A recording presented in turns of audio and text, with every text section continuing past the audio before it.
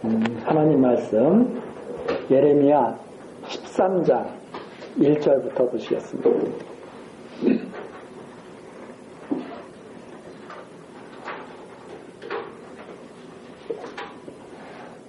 예레미야 13장 1절입니다. 여호와께서 이같이 내게 이르시되 너는 가서 뱃띠를 사서 내 허리에 띠고 물에 두지 말라 하시기로 내가 여호와의 말씀대로 띠를 사서 내 허리에 띠니라. 여호와의 말씀이 다시 내게 임하니라. 가라사대 너는 사서 내 허리에 띈 띠를 가지고 일어나 유브라데로 가서 거기서 그것을 바위틈에 감추라 하시기로 내가 여호와께서 내게 명하신 대로 가서 그것을 유브라데 물가에 감추니라. 여러 날 후에 여호와께서 내게 이르시되 일어나 유브라데로 가서 내가 네게 명하여 거기 감추게 한 띠를 취하라 하시기로 내가 유브라데로 가서 그 감추었던 곳을 파고 띠를 취하니 띠가 썩어서 쓸데없이 되었더라. 13장 7절까지 말씀입니다. 지금 이제 유다의 임할 재앙을 지금 11장서부터 13장까지 지금 계속 살피고 있는데 11장서부터 13장까지 내용은 재앙이 임하는데 그 재앙은 언약에 의한 언약의 말씀에 따른 재앙이다. 그러니까 그 재앙이 하나님의 언약된 말씀에 의해서 이루어지는 그 재앙인데 지금 13장 1절서부터 7절 예레미야 선지자에게 뱃띠를 숨긴 후에 다시 취하게 해서 썩은 것을 확인케 하시는 그런 내용입니다. 그러니까 예레미야 선지자에게 뱃띠를 허리에 띠고 맨 처음에 뱃띠를 사서 허리에 띠라고 그러죠. 그 허리에 띠라고 하는 것은 이제 선지자로서 일을 하는 그런 모습을 취하라는 거죠. 그 다음에 그 허리에 동였던 그 뱃띠를 유브라데로 가서 풀어가지고 유브라데 물가에다가 묻으라는 말씀입니다. 그럼 이 유브라데로 가기 위해서는 먼 거리를 가야 되죠. 그 유브라데로 간다고 하는 것은 이제 먼 거리를 간다고 하는 그런 의미와 함께 지금 이스라엘 유다가 이제 바벨론에 의해서 멀리 떠나게 될 것을 또한 상징하고 있습니다. 그래서 이 선지자는 바로 유다를 지금 대표하고 있는 이 선지자인데 선지자의 일을 하나님께서 그만두라는 것이죠. 그 띠를 갖다 풀으라는 것은. 그 다음에 이제 물가에 묻은 것을 다시 가서 파서 보라고 하십니다. 파보니까 다 썩었죠. 결국 이스라엘이 쓸데없이 돼서 다 썩은 족속처럼 썩은 띠처럼 그렇게 된다고 하는 비유의 말씀입니다. 그러니까 이 선지자 이스라엘은 선지자의 역할을 맡은 나라죠. 이스라엘을 통해서 모든 열방이 하나님을 이렇게 경외하게 하는 그런 이제 사명을 가진 나라라고 볼 수가 있는데 그게 바로 선지자적 사명을 띠고 있는 나라라고 볼 수 있죠. 그러나 이스라엘이 하나님 앞에 패역함으로 말미암아서 이제 그 모든 것들을 다 벗겨버리시고 아무짝에도 쓸모없게 된 민족이라고 하는 사실을 밝혀주시는 내용이 바로 이 7절까지 내용입니다. 그리고 나서 이제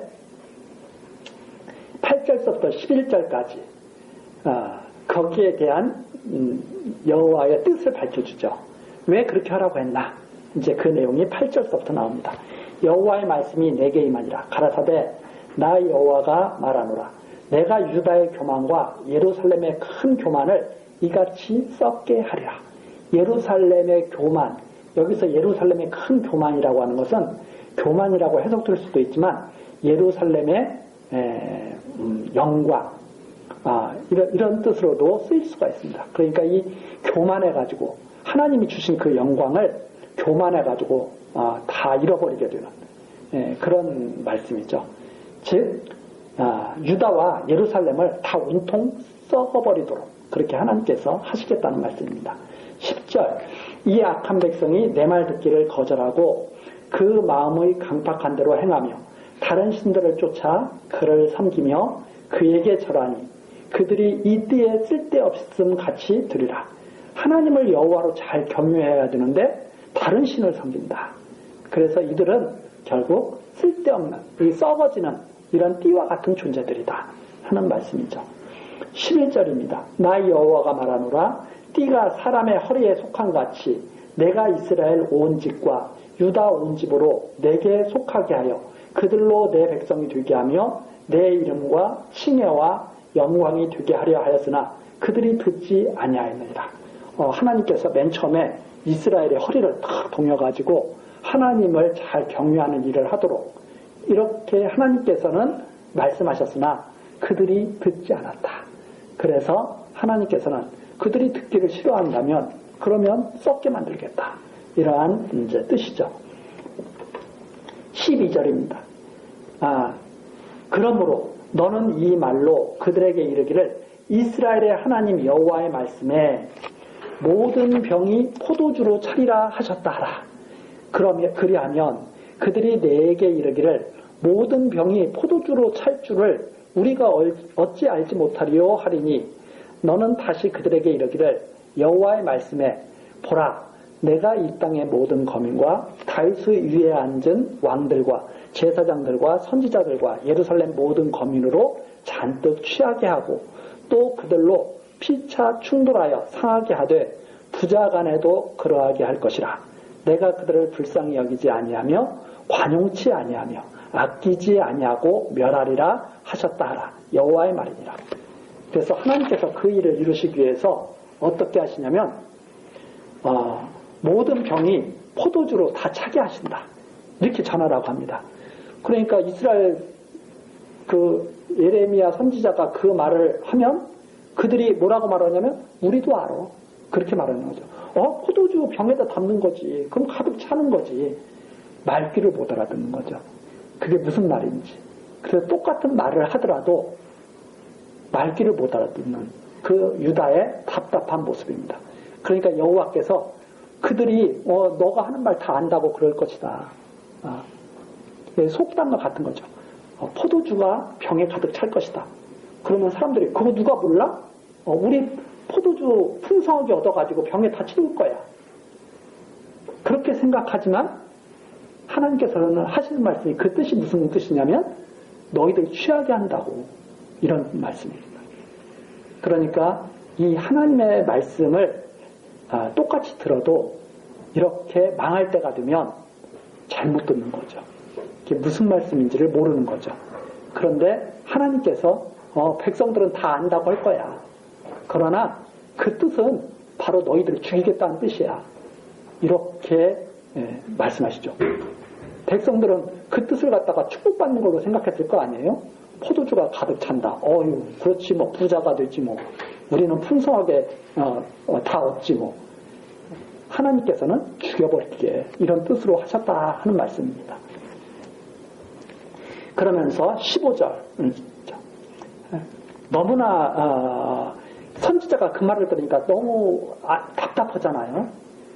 하나님의 말씀을 전해주면 백성들이 그 말씀을 제대로 깨닫고 하나님을 경외해야 되는데 백성들은 그 말을 깨닫지를 못한다 이 말입니다.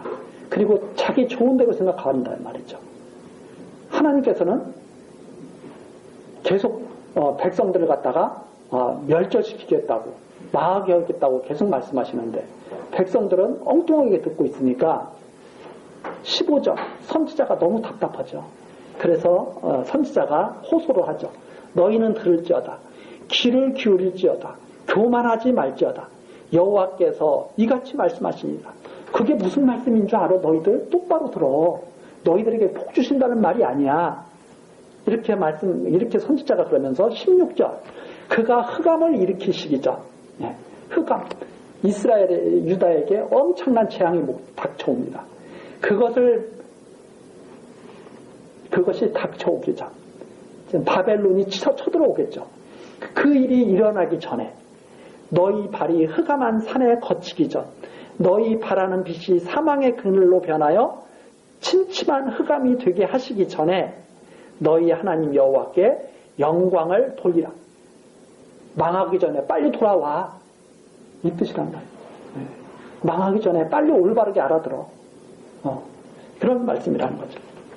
너희가 이를 듣지 아니하면 나의 심령이 너희 교만을 위하여 인하여 은근히 곡할 것이며 여호와의 양무리가 사로잡힘을 인하여 눈물을 흘려 통곡하리라. 선지자가 하는 거예요. 너희들이 이 말씀을 알아듣지 못한다면 나는 통곡할 수밖에 없다. 그래서 예레미야를 눈물의 선지자라고 그러죠. 백성이 알아듣지를 못하고 결국 망하게 되니까.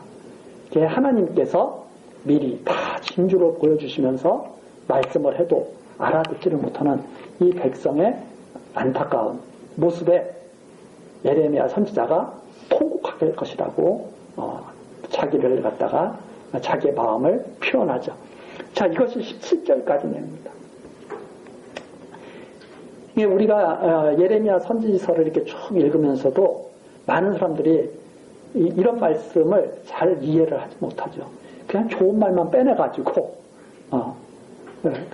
좋은 말만 가지고 다 복받는다고만 자꾸 말을 하죠.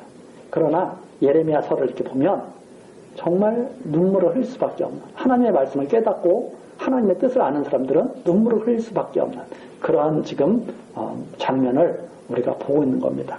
18절입니다. 18절서부터 27절까지 예루살렘의 수치와 화를 선포하시는 그런 내용입니다.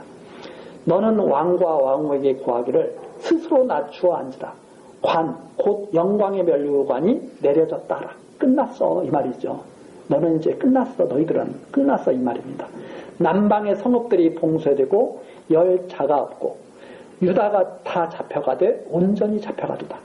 아직은 그 일이 일어나지도 않았지만 일어난 거나 마찬가지예요. 여호와의 말씀이기 때문에.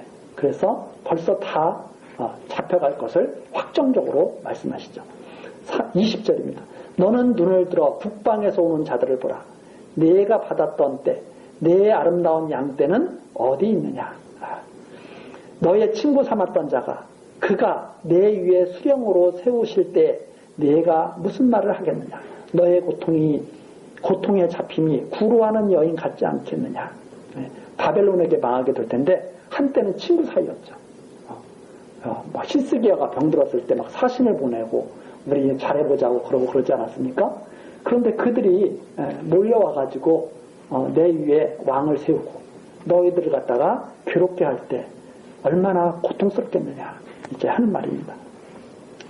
22절 내가 신중에 이르기를 어찌하여 이런 일이 내게 임하였는고 하겠으나 내 죄악이 크므로 내 치마가 들리고 내 발 뒤꿈치가 상함이니라.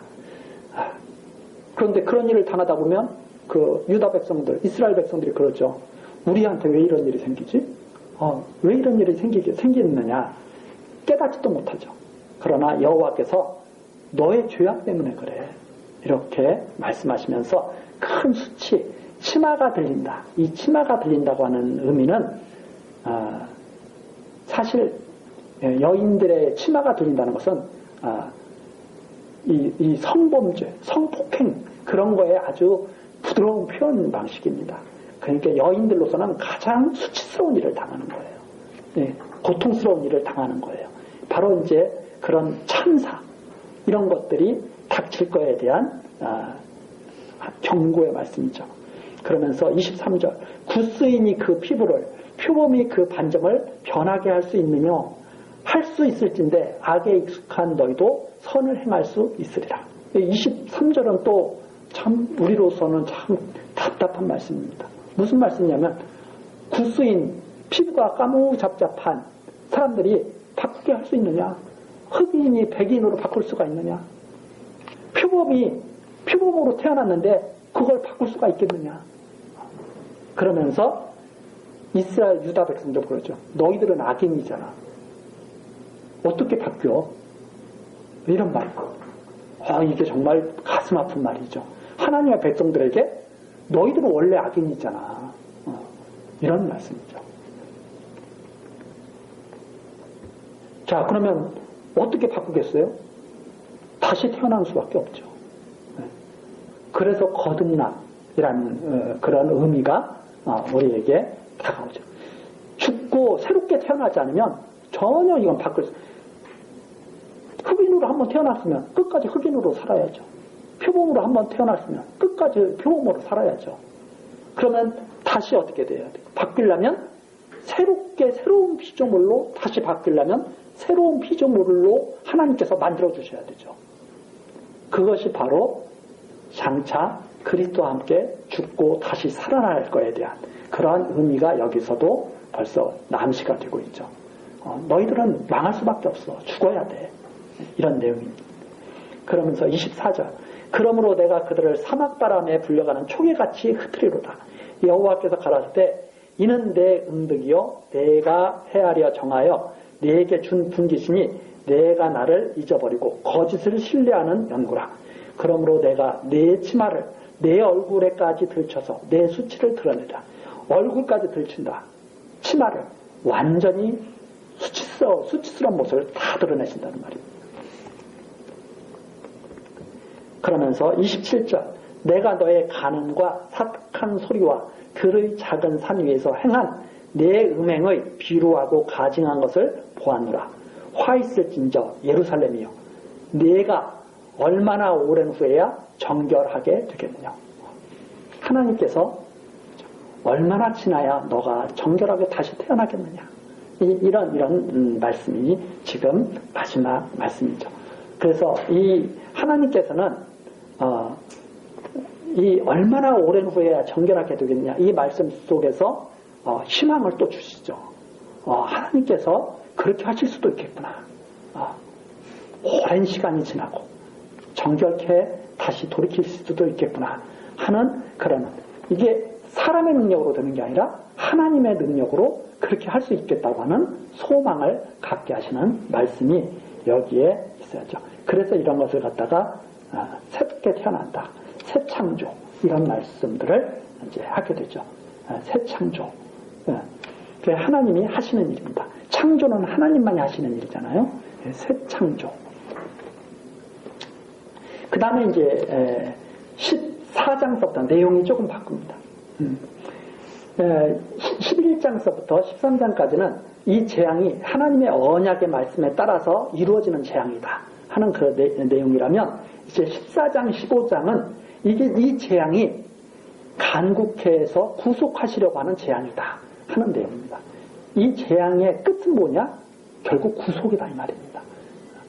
이걸 통해서 하나님께서는 이 재앙을 통해서 간절히 하나님을 바라게 하시고 그리고 이 재앙을 통해서 구속하시려는 그런 하나님의 뜻이 있는데 이 14장, 15장 내용을 우리가 잘 이렇게 살펴보면 예수 그리스도의 순환과 기도에 대한 그 예표로서 이것이 우리에게 다가온다고 하는 것을 볼 수가 있습니다.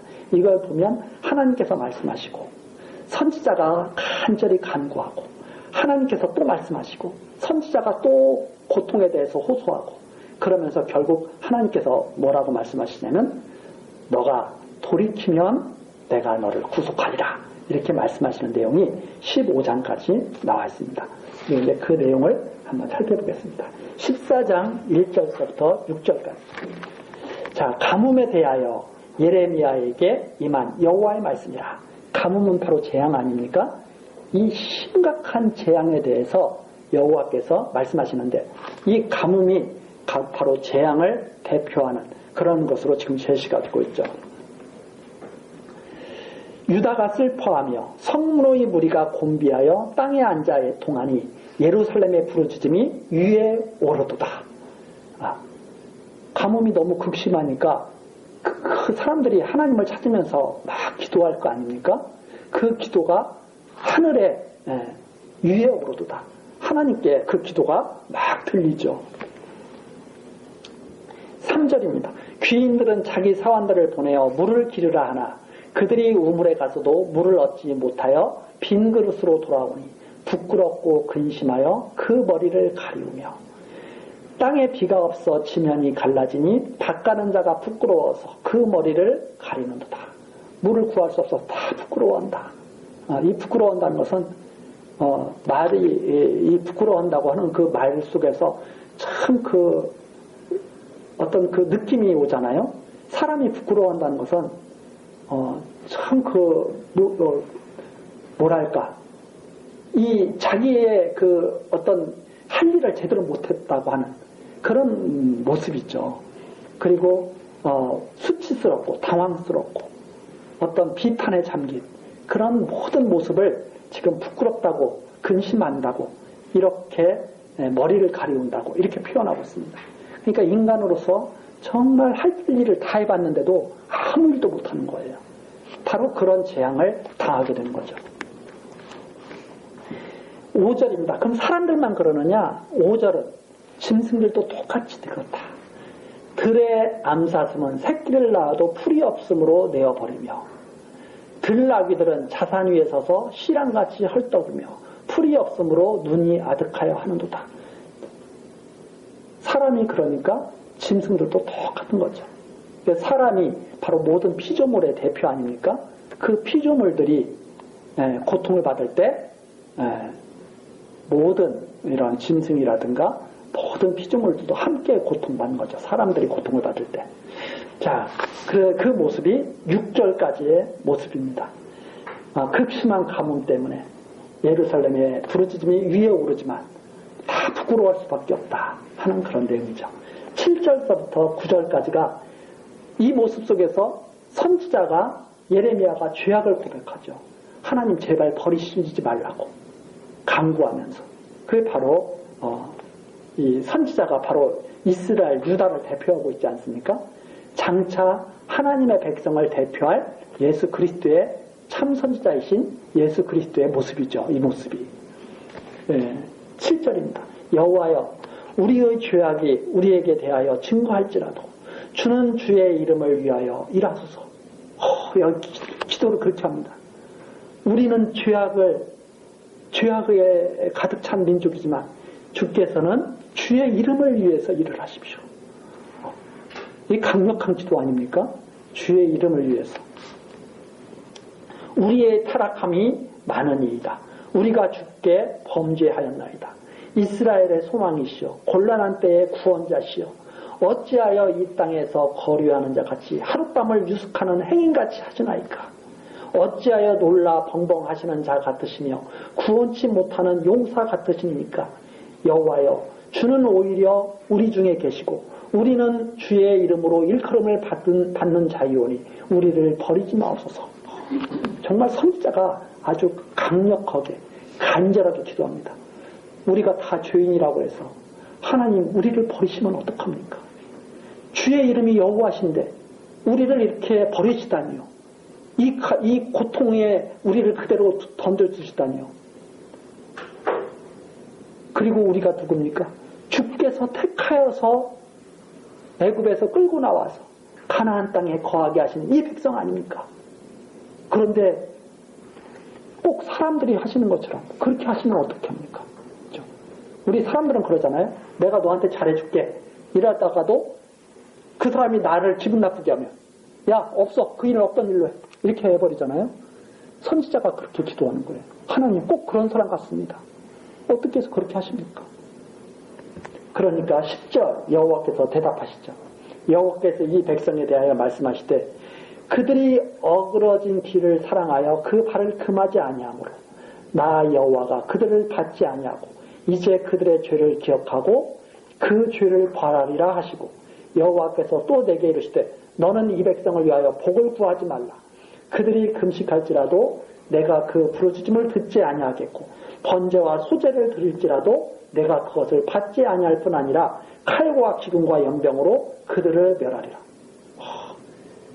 선지자가 백성을 대신해서 막 강구를 하니까 하나님께서 하시는 말이 나한테 말도 하지 마. 백성을 위해서 네가 그렇게 기도해? 오히려 선지자를 그렇게 하지 말라고 그러죠. 야, 너 백성을 위해서 지금 내 이름을 거론하면서 네가 기도해? 그러지 마. 내가 앞에서 계속 말하지 않았느냐. 언약한 대로 지금 내리는 거라고. 모세에게 언약한 대로 내가 재앙 내리는 거라고 그러지 않았느냐. 근데 너가 어떻게 그러지 말라고 그렇게 말을 하느냐. 백성을 위해서 너가 복을 구하지 마. 너 지금 백성 사랑하는 마음으로 그러는 거 내가 알지만 절대 그러지 마. 내가 용서하지 않을 테니까. 이렇게 말씀하시는 거죠. 참 하나님의 여호와이심이 오히려 이걸 잘못하면은 이 잘못 이해하면 어떻게 하나님이 여호와께서 이러십니까? 이렇게 이해가 되는데 우리가 이걸 하나님께서 하시는 말씀 보면 내가 여호와기 때문에 그러는 거야. 너 더 이상 말하지 마. 지금은 재앙 당할 때야. 이렇게 말씀하셨네요. 그러면서 칼과 기근과 연병으로 그들을 멸하겠다고 말씀하십니다. 그러니까 또 선지자가 예레미야가 또 기도하잖아요. 13절서부터 13절 한 절입니다.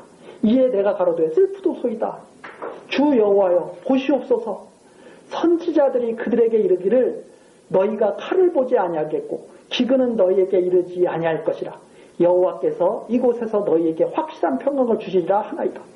예레미야 선지자가 하나님 백성이 무슨 죄입니까? 선지자들이 여기서 나오는 선지자들은 거짓 선지자들이에요.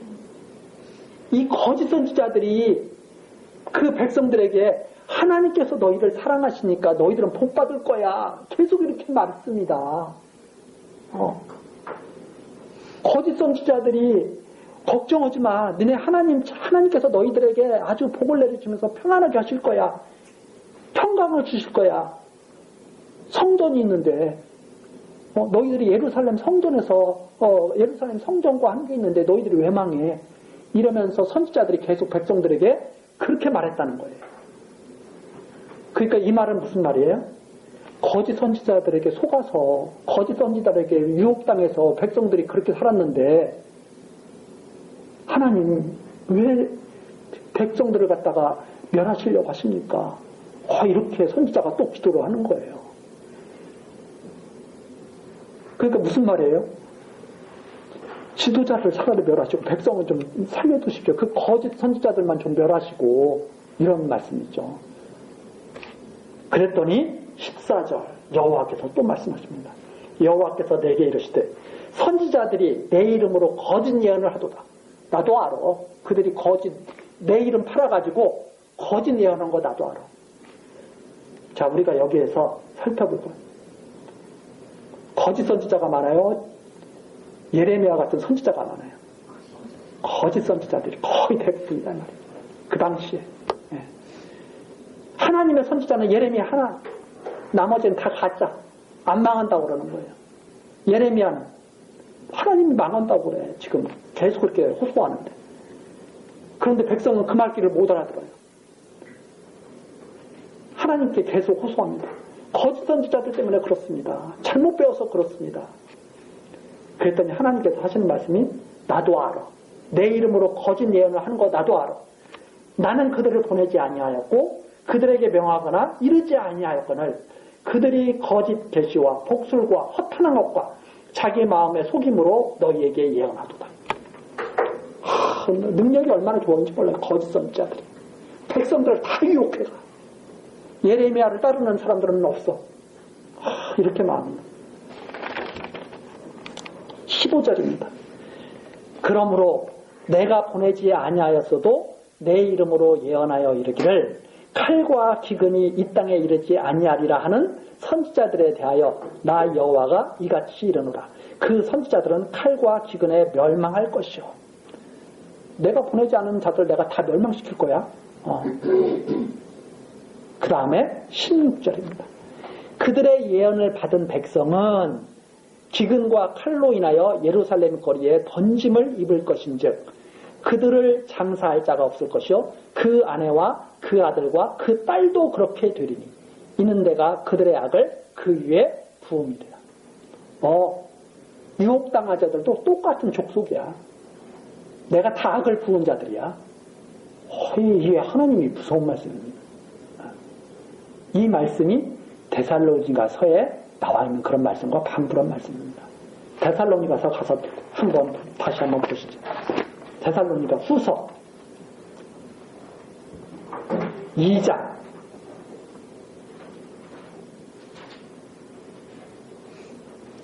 2장이죠. 2장 9절서부터 한번 보시면 악한 자의 마음은 사단의 역사를 따라 모든 능력과 표적과 거짓 기적과 불의의 모든 속임으로 멸망하는 자들에게 이 말이니 이는 저희가 진리의 사랑을 받지 아니하여 구원함을 얻지 못함입니다. 거짓자들이 엄청난 놀라운 일들을 해요 안 해요? 놀라운 일들을 해요. 그 놀라운 일들을 하는데 거기에 유혹당해 막 사람들이. 그래서 가끔가다 보면 요즘에 우리 이런 데도 보면 뭐 막 그냥 막 병 나왔다고 막 그 교회에 쫓아다니고 충성하고 막 목사가 무슨 말을 해도 막 다 100% 믿고 막 그런 거 가끔가다 나오지 않습니까? 근데 나중에 알고 보니까 그 목사가 사기꾼이고 막 이러지 않습니까? 똑같은 거예요. 그래서 11절입니다. 이러므로 하나님이 유혹을 저의 가운데 역사하게 하사 거짓 것을 믿게 하시는 불의의 진리의 사랑을 받지 못한 자는 거짓 것을 믿게 하신다. 거짓 것을 믿게 하신다. 믿게 하시면 그 진리를 믿지 않고 불의를 좋아하는 모든 자로 무엇을 받게 하시려고 심판을 받다. 그 말씀이 예레미야 선지자에 벌써 나타나는 거예요. 그래서 다시 예레미야로 돌아오시면 지금 선지자는 예레미야 선지자는 뭐라고 그랬어요? 거짓 선지자에게 속은 백성들입니다. 하나님 좀 보살펴 주십시오. 이러니까 하나님께서 무슨 소리야? 똑같은 족속이야.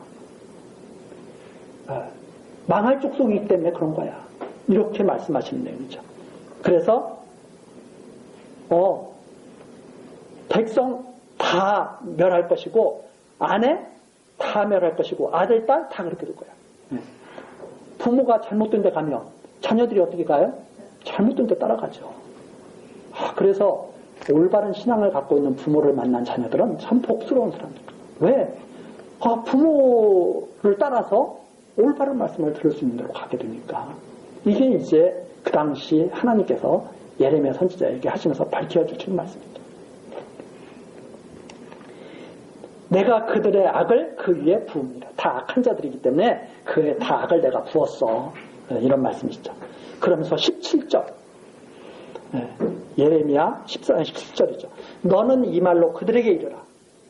내 눈이 밤낮으로 끊치지 아니하고 눈물을 흘리리니 이는 처녀, 딸, 내 백성이 큰 파멸, 중한 창상을 인하여 망함이라. 내가 들에 나간즉 칼에 죽은 자요. 내가 성에 나간즉 기근에 병든 자며 선지자나 제사장이나 다 땅에 두루 다니며 어찌할 바를 알지 못합니다. 하나님께서는 이렇게 말씀하시죠. 바로 완전히 멸하신다. 완전히 멸하신다 그러면서 하나님도 그걸 안타까워하시는 거죠. 내 백성이 이렇게 망하는구나. 그러면서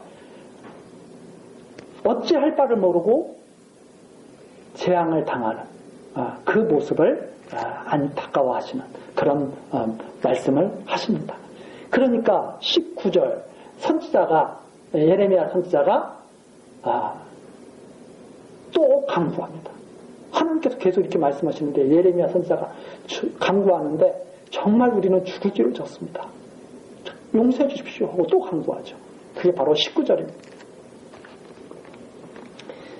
주께서 유다를 온전히 버리시나이까 주의 심령이 시온을 싫어하시나이까 어찌하여 우리를 치시고 치료하지 아니하시나이까 우리가 평강을 바라도 좋은 것이 없고 치료받기를 기다려도 놀람을 보나이다. 선지자 그래요. 하나님 그렇게 고치기를 원해도 하나님께서는 싫어하시고 평강을 바라도 좋은 것을 안 주시고 아무리 치료받기를 기다려도 치료해 주지도 않고 왜 그러십니까? 그러면서 20절 여호와여 우리가 우리의 악과 우리 조상의 죄악을 인정하나이다. 우리의 악뿐만 아니라 우리 조상의 죄악까지도 모든 죄를 다 고백하죠. 그렇죠?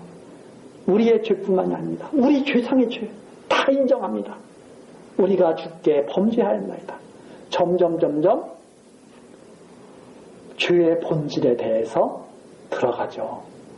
이게 죄가 쌓였구나. 죄가 쌓이고 쌓였구나. 그러면서 또 간절하고 강력한 기도를 또 합니다. 하나님께. 주의 이름을 위하여 우리를 미워하지 마옵소서. 주의 이름을 생각하시고 우리를 미워하지 마십시오. 주께서 택한 백성 아닙니까? 주께서 내 백성을 삼는다고 하는 그 백성 아닙니까? 주의 이름을 위하여 우리를 미워하지 마옵소서. 주의 영광의 위를 욕되게 마옵소서. 영광을 받으실 하나님 아니십니까? 영광의 자리에 앉으실 분이 아닙니까? 영광의 위. 주의 영광의 위를 생각해 보십시오. 어떻게 거기를 욕되게 하시려고 하십니까? 모세가 광야 생활에서 하나님이 백성을 멸하신다고 했을 때 하나님께 드렸던 기도와 방주였죠. 우리와 세우신 주의 언약을 기억하시고 패하지 마옵소서. 언약을 생각하셔야죠. 그러면 하나님께서 들으실만해요. 계속 멸하신다고 하겠어요. 들으실만 하죠. 그런데도 하나님 안 들으셔요. 자, 22절입니다. 열방의 허무한 것 중에 능히 비를 내리게 할 자가 있나이까? 하늘이 능히 소나기를 내릴 수 있으리까? 우리 하나님 여호와여, 그리하는 자가 주가 아니십니까? 누가 죄를 사하실 수 있단 말입니까? 누가 용서하실 수 있단 말입니까? 그것을 마치 22절처럼 하죠. 다 허무한 일입니다. 하나님만이 하실 수 있습니다. 그게 바로 22절에는 하나님의 영광을 찬양하는 내용이죠. 하나님만이 소나기 내릴 수 있지 않습니까? 하나님만이 여호와 아닙니까? 그리하는 자가 주가 아닙니까? 그러므로 우리가 주를 앙망하옵는 것은 주께서 이 모든 것을 만드셨습니다. 우리가 왜 주를 앙망합니까? 주께서 사하시면 사하실 수가 있고 소나기를 내리시면 내리실 수가 있고 하나님만이 하실 수가 있기 때문에 우리가 주를 경외하는 거 아닙니까? 이렇게 기도를 합니다. 이 기도를 들으시고 용서해 주실 것 같잖아요. 모세 때는 용서해 주셨잖아요. 15절입니다. 여호와께서 내게 이르시되 모세와 사무엘이 내 앞에 섰다 할지라도 내 마음은 이 백성을 향할 수 없나니 그들을 내 앞에서 쫓아내치라. 너 그런 소리 하지 마. 그런 기도 하지 마. 모세가 그런 기도 한다고 사무엘이 그런 기도 한다고 내가 쫓아내버릴 거야. 이거 정말 무서운 말씀이죠. 우리가 참 이 신앙생활 하면서도 많은 사람이 신앙생활 하면서도 이렇게 이런 말씀을 읽어보는 사람이 별로 없어요. 이런 말씀을. 그리고 뭐라 그래요? 기도는 만병통치약이라고 매일 그런 소리만 하고. 아니 이거 예수님께서 지금 하시는 기도 아니에요. 예수님께서도 그러시잖아요. 하나님 하실 수만 있으면 이 잔을 내게서 떠나게 하옵소서. 근데 예수님의 그 기도가 하나님께서 기뻐하시는 기도겠어요? 아니죠. 예수님은 나중에 어떻게 기도해요? 그러나 내 뜻대로 마옵시고 아버지 원대로 하옵소서. 그리고선 죽으시잖아요. 그 내용이 지금 여기에 나와 있는 거예요. 자, 하나님께서 마지막 때의 기도를 살려달라고 한다고 해서 살려주실까요? 마지막 때가 되면 가치 없습니다. 그러니까 기도를 들으실 때는 하나님께서 참 긍휼을 베푸실 때. 예, 15장 1절 아시죠? 여호와께서 내게 이르시되 모세와 사무엘이 내 앞에 섰다 할지라도 내 마음은 이 백성을 향할 수 없나니 그들을 내 앞에서 쫓아내치라. 쫓아버려. 더 이상 말하지 마. 예, 아주 강하게 말씀하시죠. 모세가 기도해도 안 되고 사무엘이 기도해도 안 되고 예레미야가 지금 기도해도 안 돼. 누가 기도한다고 들으시겠어요? 쫓아내치라고 하면 그러면서 2절이죠. 그들이 만일 내게 말하기를 우리가 어디로 나아가리요 하거든 너는 그들에게 이르기를 여호와의 말씀에 사망할 자는 사망으로 나아가고 칼을 받을 자는 칼로 나아가고 기근을 당할 자는 기근으로 나아가고 포로될 자는 포로됨으로 나아갈지니라 하셨다라. 쫓아내라고 그랬잖아요. 그러니까 백성들이 이제 물어볼 거 아니에요. 어디로 나아갈까요? 그랬더니 사망으로 갈 자는 사망으로 가. 칼로 갈 자는 칼로 가. 기근으로 갈 자는 기근으로 가. 포로로 갈 자는 포로 가. 정말 아주 무서우시죠, 이럴 때는. 응? 3절, 나 여호와가 말하더라.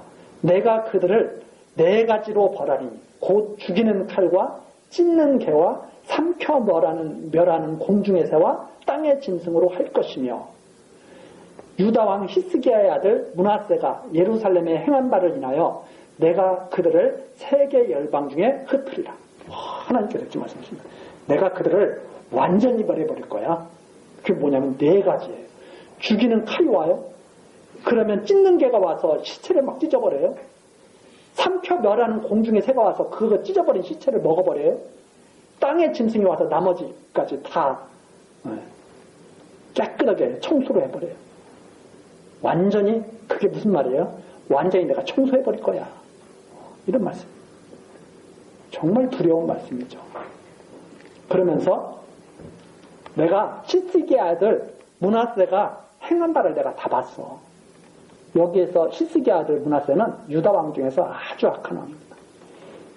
바로 악한 왕을 대표하고 유다의 죄악을 대표하는 사람이죠. 이방신 섬기면서 막 아들까지 불태우고 막 그랬던 이 왕이죠. 그 아주 이 므낫세 유다의 반역 하나님께 반역을 이끌었던 그런 지도자로 여기에 지금 지적되고 있습니다. 내가 다 봤어. 내가 그들을 용서하라고 절대 안 해. 이런 말씀이죠. 5절입니다. 5절서부터 9절까지 여호와께서 또 예루살렘을 불쌍히 여기지 않는다고 하는 말씀입니다. 절대로 내가 너희를 불쌍히 여기지 않는다. 이런 말씀이죠. 예루살렘아 너를 불쌍히 여길 자 누구며 너를 곡할 자 누구며 돌이켜 내 평안을 부를 자 누구냐. 저 하나님이 안 오신다고 그러면 누가 오겠어요? 아무도 없다. 그 유다를 보고 슬퍼할 자가 아무도 없고 아무도 없다. 여호와께서 가라사대 네가 나를 버렸고 내게서 물러갔으므로 네게로 내 손을 펴서 너를 멸하였노니 이는 내가 뜻을 돌이키기에 염증이 났음이로다. 야, 한두 번도 아니고 나 염증 났다 이제. 그렇죠? 염증 났다. 참을 대로 오래 참으셨다. 이제는 때가 됐다. 그런 말씀입니다. 때가 됐다 이제는. 자, 하나님께서 이 세상을 영원토록 두실까요? 때가 되면 다 거두실까요? 때가 되면 다 거두실 거예요. 바로 그런 때를 말하는 거예요.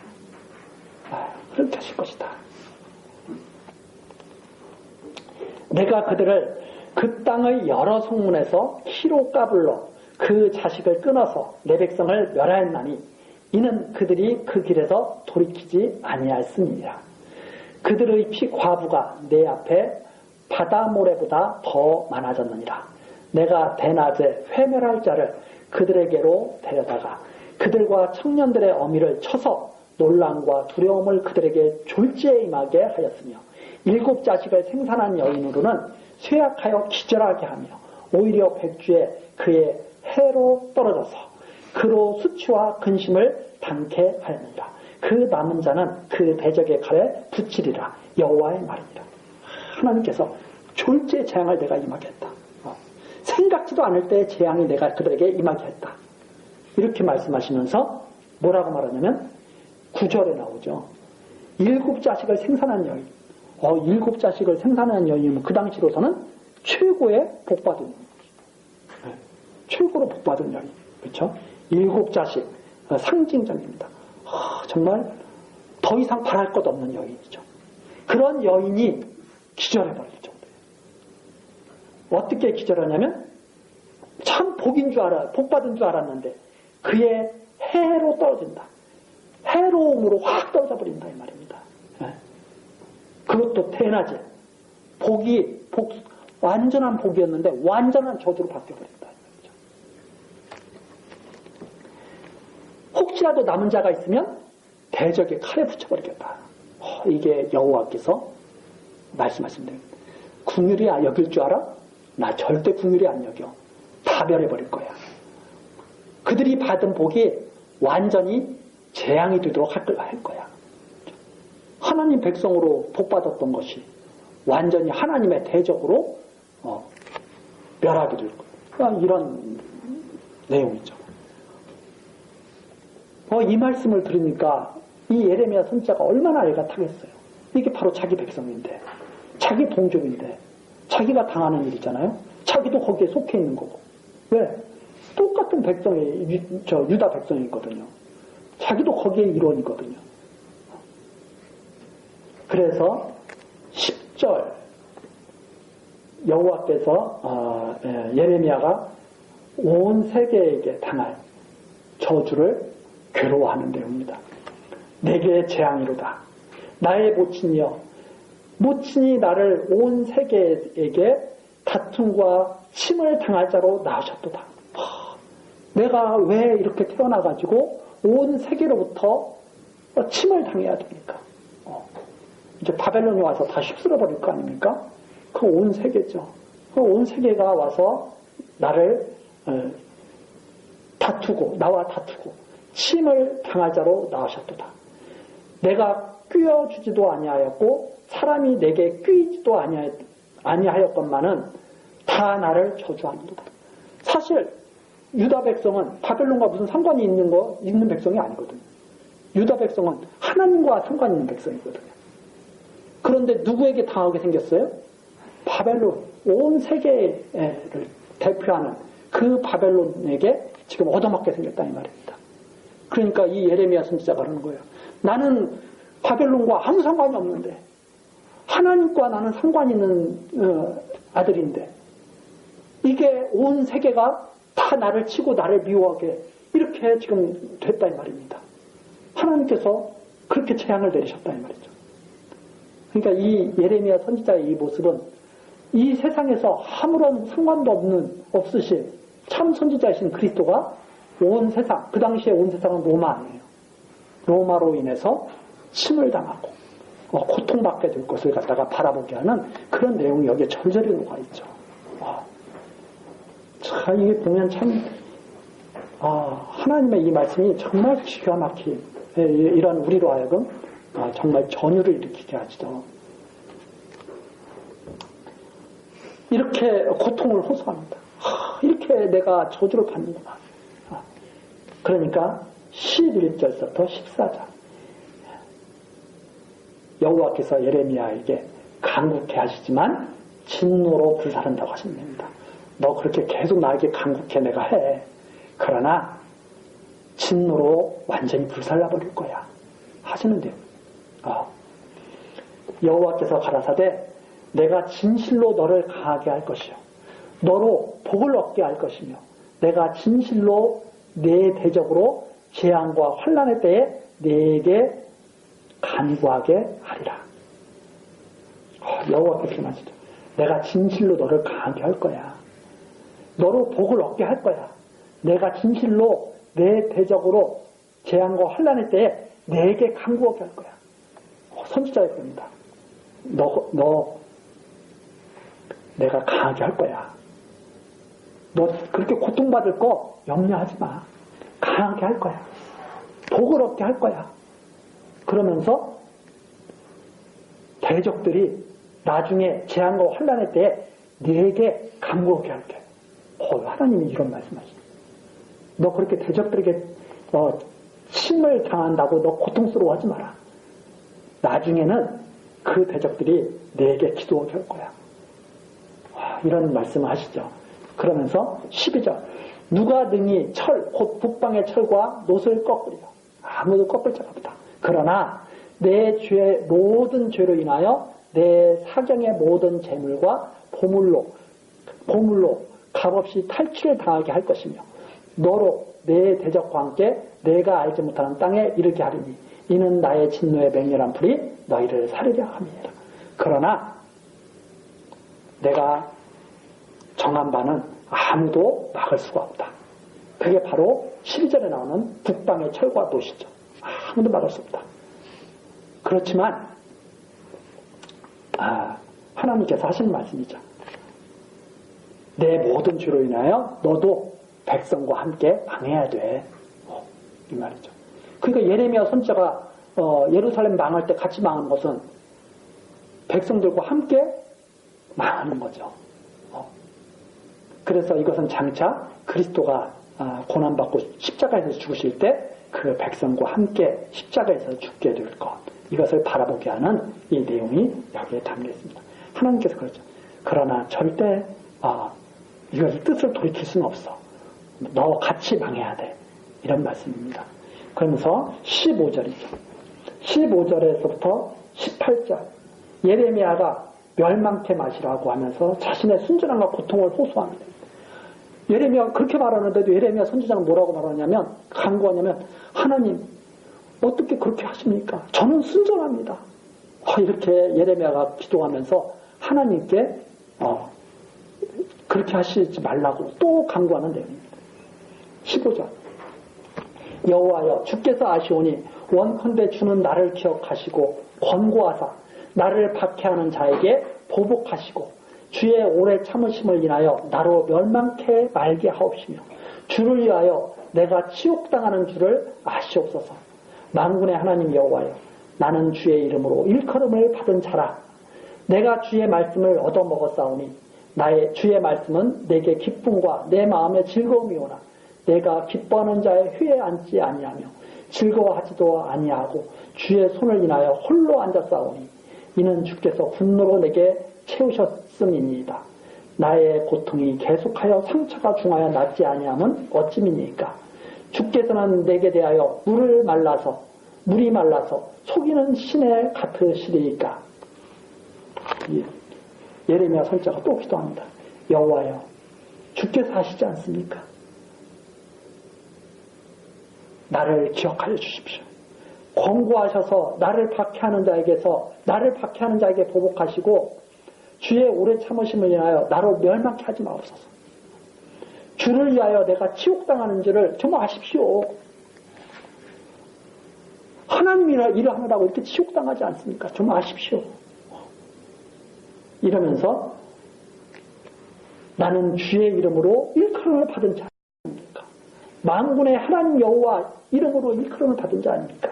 내가 주의 말씀을 얻어먹었사오니 주의 말씀으로 그렇게 내가 기쁨을 삼고 내게 기쁨과 마음의 즐거움을 삼았는데 내가 기뻐하는 자 회에 앉지 않냐고. 여기서 17절에 나오는 기뻐하는 자 회는 하나님을 모르고 좋아가지고 막 신나게 지네들 좋아서 떠들고 하는 그런 무리들입니다. 내가 그런 무리에 속하지도 아니하였고 즐거워하지도 아니하였고 주의 손을 인하여 홀로 앉아싸우니 그 주의 하시는 일 때문에 내가 혼자 따로 외톨이처럼 그렇게 사는 거예요. 그랬는데 계속 고통은 계속됩니다. 그렇게 계속 내 기도도 듣지 않으시고 멸하신다고 하십니다. 그러면서 주께서는 내게 대하여 물이 말라서 속이는 시내 같습니다. 하나님께서 꼭 저를 속이시는 것 같습니다. 나를 버리시는 것 같습니다. 끝없이 계속되는 이 절망 속에서 내가 끝까지 내가 망하고 말 것 같습니다. 이렇게 기도를 하죠. 그랬더니 19절입니다. 여호와께서 이같이 말씀하시되 내가 만일 돌아오면 내가 너를 다시 이끌어서 내 앞에 세울 것이며 내가 만일 천한 것에서 귀한 것을 취할 것 같으면 너는 내 입같이 될 것이라. 그들은 내게로 돌아오려니와 너는 그들에게로 가지 말지니라. 이 말씀 정말 놀라운 말씀입니다. 이게 무슨 말씀이냐면 그렇게 기도하니까 여호와께서 하시는 말씀이 너 돌아와. 이게 무슨 말이냐면 너 그렇게 기도하지 말고 돌아와. 내 뜻을 따라. 내가 너를 다시 이끌어서 그러면 내 앞에 세울 거다. 지금 구해달라고 그러잖아요. 그런데 하나님께서는 뭐라고 그래요? 망해. 너 그럼 기도 더 이상 하지 말고 내 뜻에 합당하게 너 돌아와. 이런 말씀입니다. 다시 이게. 그러면 내가 너를 다시 이끌어서 내 앞에 세울 것이다. 그래서 이 돌아오면이라는 말이 하나님을 신뢰하고 너 내 뜻을 따라. 이런 의미가 담겨 있는 거죠. 야, 너 그렇게 염려하지 마라. 염려하지 말고 그냥 망해 같이. 내 백성과 함께 망해. 그러면 내가 너를 다시 이끌어서 내 앞에 세울 거야. 내가 만일 천한 것에서 귀한 것을 취할 것 같으면 너는 내 입같이 될 거잖아. 그 천한 것이 뭐예요? 하나님의 이 뜻을 제대로 이해하지 못하고 반대하는 거예요. 귀한 것은 뭐예요? 하나님께서 주신 말씀을 그대로 다 받아들이는 거예요. 예수님께서 마지막에 천한 것을 취하신 것 같아요? 귀한 것을 취하신 것 같아요? 주여 내 뜻대로 마옵시고 아버지의 원대로 하옵소서. 귀한 것을 취하시죠. 그러면 너는 내 입같이 될 것이다. 그들은 내게로 돌아오려냐. 그러면 그 하나님의 백성 중에서 하나님께서 남기신 자들은 다 누구의 말을 듣는다는 거예요. 그때부터는 선지자의 말을 듣는다는 말입니다. 너는 그들에게로 돌아가지 말지라. 너는 절대 그들처럼 하나님 그렇게 하시면 안 됩니다. 이런 소리 하지 말라 이 말입니다. 와, 그죠? 그래서 너의 말이 진정한 하나님 말씀으로 증거가 될 것이다. 예레미야로서는 고통스럽지만, 망하는 것이 고통스럽지만, 너가 백성과 함께 망할 때 너는 참 선지자가 될 것이다 이 말입니다. 이게 정말 대단한 말씀 아닙니까? 그러면서 20절 내가 너로 이 백성 앞에서 견고한 노성벽이 되게 하리니 내가 너를 이 백성들 앞에 견고하게 세울 거야. 아무도 무너뜨릴 수 없는 그런 노성벽처럼 그렇게 세울 거야. 그들이 너를 칠지라도 이기지 못할 것은 내가 너와 함께하여 너를 구하여 건짐이니라. 여호와의 말이니라. 너 온전한 선지자가 되라. 완전히 견고한 노성벽 내가 되게 할 거다. 그러면서 너를 구하여 건질 것이다. 여호와의 말이니라. 그러면서 21절 내가 너를 악한 자의 손에서 건지며 무서운 자의 손에서 구속하리라. 이렇게 말씀하시는 내용이 여기 나왔습니다. 이게 정말 이렇게 해서 선지자의 그런 이 기도와 하나님의 말씀이 지금 계시가 되고 있죠. 이것은 장차 그리스도께서 아버지의 원대로 고통과 순환을 당하시고 십자가를 지시고 그 뜻에 따르게 되실 것을 나타내시는 그러한 섭리로 우리가 바라볼 수가 있습니다. 우리 다음 시간 계속해서 16장 말씀 또 살피도록 하시고 기도하시겠습니다. 언약의 말씀대로 역사하시는 여호와 하나님, 크신 권능과 신실하신 섭리에 감사드립니다. 이 시간에도 예레미야서를 통하여 하나님께서 선포하시는 진리의 말씀을 우리들이 상고했습니다. 하나님, 이 말씀 우리들이 잘 깨닫고 감직하고 영원한 일을 하시는 하나님을 여호와로 경외하며 살아가며 예수의 남은 고난을 채우는 거룩한 백성 되게 하나님 역사하옵소서. 예수 그리스도의 이름으로 기도드리옵나이다. 아멘.